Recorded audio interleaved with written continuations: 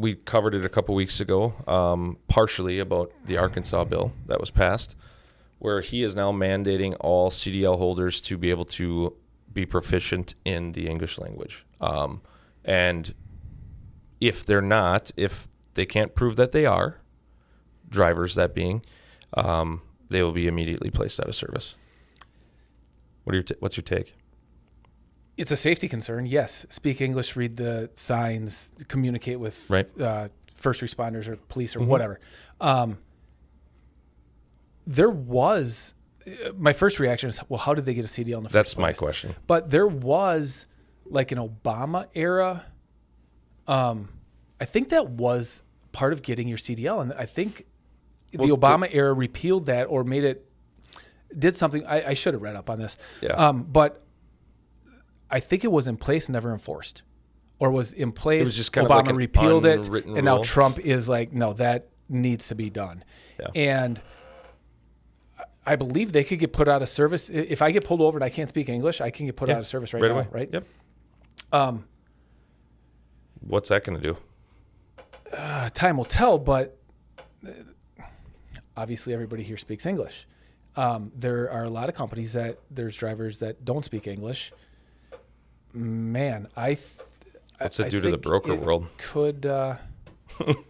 It could increase capacity, could have some lost freight, could have, I don't know, all kinds of stuff.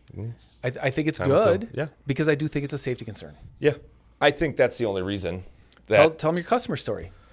Yeah. I mean, I had a meeting with a customer this week and they had a project that we ended up not getting. So I was just following up on it. Their customer set it up. Yep. Customer set it up. And I said, hey, how did that go? He goes, well, it went pretty okay. I mean, short of we had guys showing up in flip-flops that couldn't speak English and I had to talk into a phone to be able to communicate to them.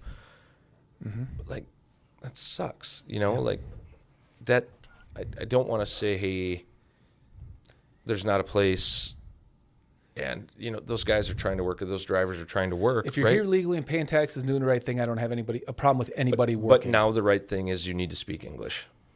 It's a safety concern. Right. Right? I agree. It kind of goes back to the whole podcast from last week with cannabis. Like, these are the rules you need to follow to do this job. Right. It is a requirement. It's a tool of the trade. Right. It is no different than me needing to have a computer to do my job. Like, you could do yours on paper. Could. But I don't want to. You don't want to. It's like the air traffic world. You have to speak English across the world, like to talk to towers and stuff. It's a requirement. English is the main language of like the world of planes and stuff. So like in France, really? In France, the air towers need to be able to speak English. 100%. Yep. They can talk. That makes sense. If they want to talk in French back and forth and they're fluent, that's fine. But they have to be able to speak English. I'm almost positive that's like a worldwide law because there were the crashes were happening a lot more often because of the disconnect language barrier. Yeah. That's crazy. Well, that'd be interesting to watch. Yeah. What else is it going to, bring up? And how are they going to enforce it, or to what level are they going to enforce it? Like, what do you do? Like, you're out of service. Like, it's not like you can just learn English overnight. What are you going to do? Call Hooked on Phonics and start taking a course, or what? I don't know. Like, you have to. Then, are there going to be drivers abandoned all over? Like, hey, I can't speak English. In my mind, yeah, but I think it's got to be a better way than that, right? There's got to be more to it, right? I guess I think it's good. But yeah. I think that could increase capacity. Yeah. Or I'm sorry, decrease capacity. Increase volume. Yeah. Okay. Well, I guess we'll follow this one closely, and not to sound like a broken record, but we can chat about it in the weeks to come. Yeah.